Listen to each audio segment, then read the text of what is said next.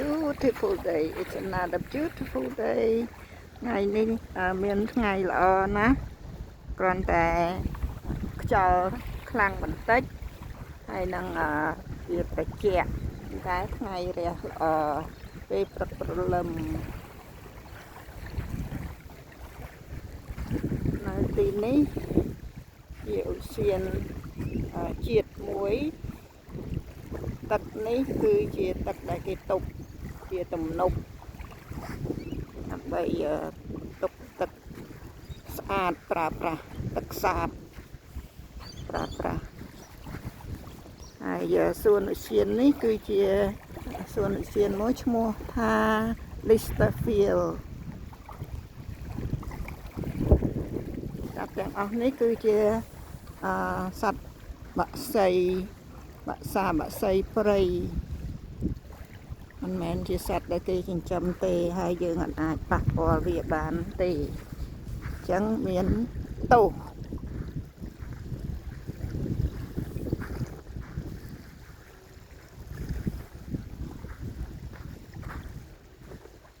ទីនេះអាចដើរហាត់ប្រាណបានយើងអាចដើរហាត់ប្រាណបានហើយ4នាក់នោះ2នាក់ក្មេងៗ2នាក់នៅចម្ងាយនោះ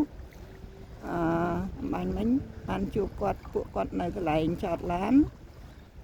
គាត់មកហាត់ប្រាណ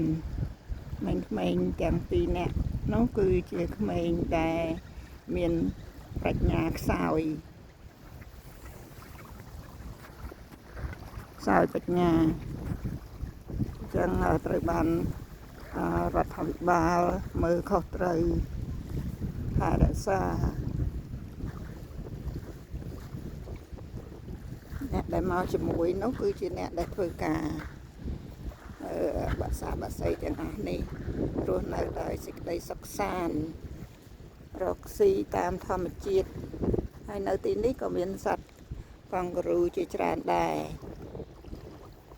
តែអត់ទាន់ឃើញចេញមកទេ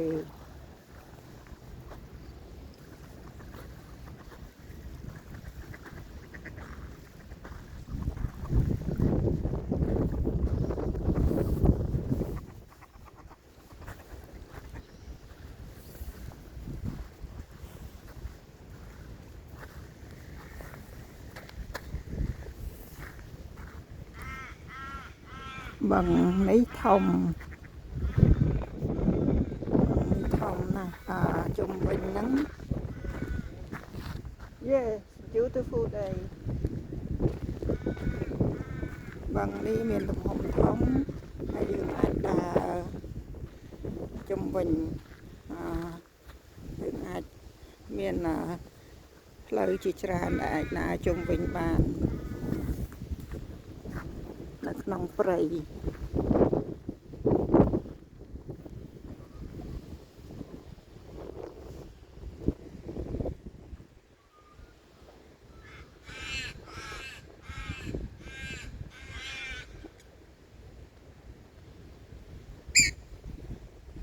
នៅថ្ងៃចុងសប្តាហ៍និងពេលល្ងាចមានមនុស្សច្រើន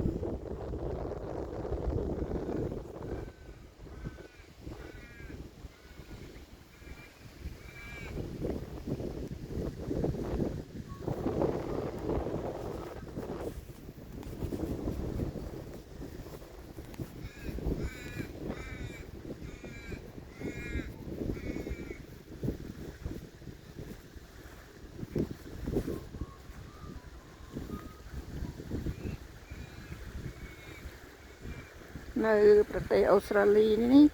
អ្វីដែលល្អគឺគេមានថែរក្សាការថែរក្សាធម្មជាតិសត្វព្រៃបានល្អហើយគេដាំដុះនៅដើមឈើថែមទៀតយ៉ាងច្រើន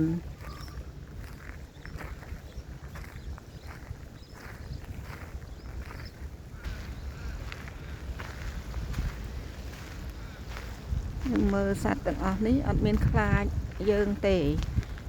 ដោយអត់មានអ្នកណាធ្លាប់មករកគួនគេមករកគួនពួកគេធ្វើបាបពួកគេអញ្ចឹងគេអត់ខ្លាចយើងទេមួយនេះឈឺជើង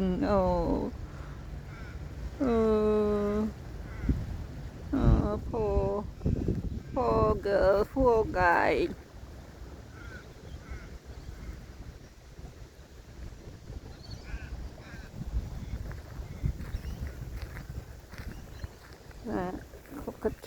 cockatoo រកស៊ី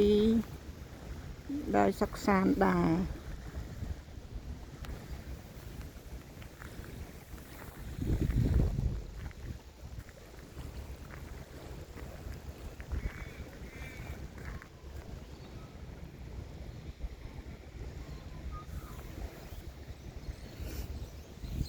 នៅពេលដែលសត្វមានសេចក្តីសុខមនុស្សមានសេចក្តីសុខយើងរស់នៅជាមួយគ្នាដោយសុខដុមរមនាយើងរស់នៅជាមួយគ្នាក្នុងភាពសុខសាន្ត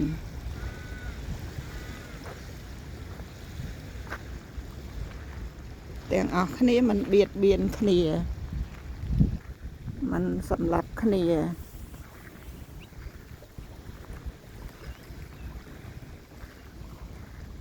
ផែនដីទាំងមូលសម្រាប់មនុស្សជាតិរស់នៅសត្វលោក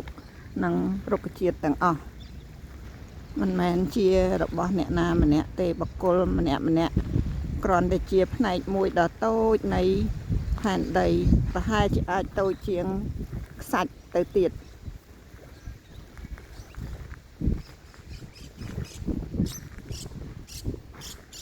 សិនបើយើងយកមកពិចារណាឲ្យបានវែងឆ្ងាយច្បាស់លាស់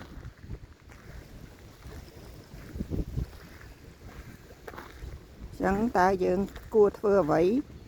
នៅក្នុងជីវិតយើងដើម្បីភពផែនដីមានសេចក្តីសុខដើម្បីឲ្យអ្នកម្ដាយ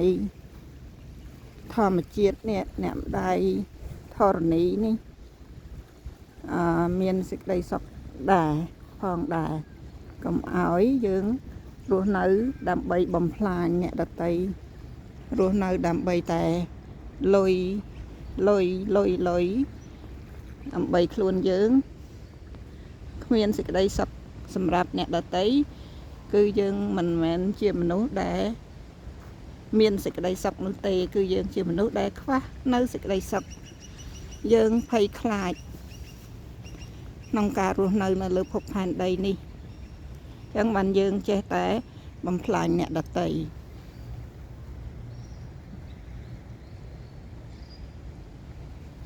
ដើម្បីសេចក្តីសុខខ្លួនឯង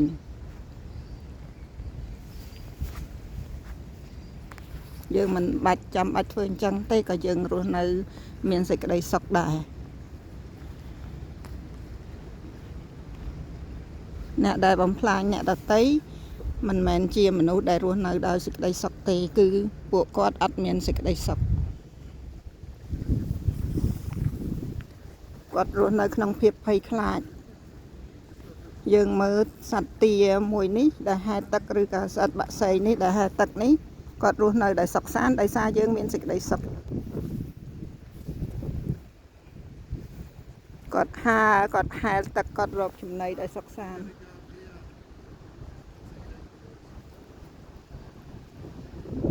ហើយ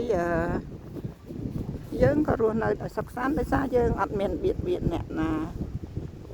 ហើយអ្នកផ្សេងទៀតក៏មិនមកបៀតបៀនយើងទោះបីសត្វសាហាវក៏ទៅជាសត្វស្លូតព្រោះតែសត្វទាំងអស់ហ្នឹងក៏មានវិញ្ញាណដឹងថាយើងជាមនុស្សស្រឡាញ់ភពផែនដីស្រឡាញ់មនុស្សដទៃទៀតនិងសត្វដទៃទៀតមានមេត្តាករុណាមុទិតា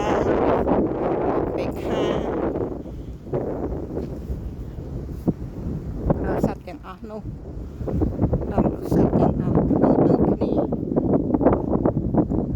មានព្រហ្មវិហារធម៌ដូចជាមានព្រហ្មវិហារធម៌ដែរគុណធម៌សច្ចធម៌ដែលបង្កើតនៅ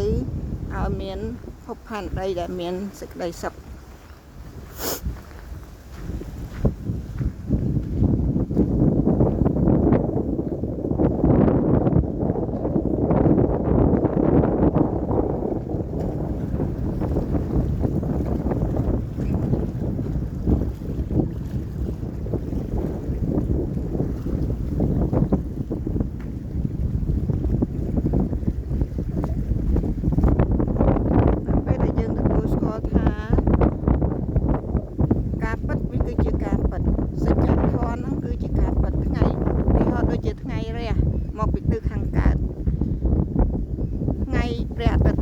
គឺជាការពិតដែលមនុស្សមិនអាចលាក់បាំងបានថ្ងៃលិចក៏ជាការពិតដែលមនុស្សមិនអាចខាត់ខាំងបានដូច្នេះតើយើងរស់នៅក្នុងការពិតឬមួយយើងរស់នៅក្នុងការកុហកខ្លួនឯងភូតផលបោកប្រាស់ខ្លួនឯងអញ្ចឹងមានអ្នកណាមកបោកប្រាស់យើងគឺយើងខ្លួនឯងហ្នឹងគឺជាអ្នកបោកប្រាស់ខ្លួនឯងហើយនៅពេលដែលយើងរស់នៅមិនទទួលយកការពិត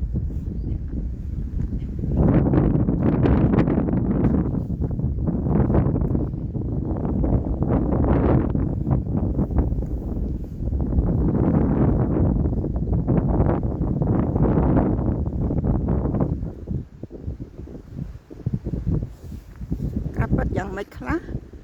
អំពីខ្លួនយើងកើតមកក្នុងក្រុមគ្រួសារអ្នកក្រឧទាហរណ៍នេះគឺជាការពិតនេះគឺជាអ្វីដែលយើងត្រូវទទួលស្គាល់ប៉ុន្តែបើយើងនៅតែធ្វើឲ្យខ្លួននឹងក្រល្ងងខ្លៅរហូតទៅនៅពេលដែលស្លាប់ទៅវិញក៏នៅតែល្ងងនៅតែក្រនឹងគឺជាជំរឿនរបស់ខ្លួនយើង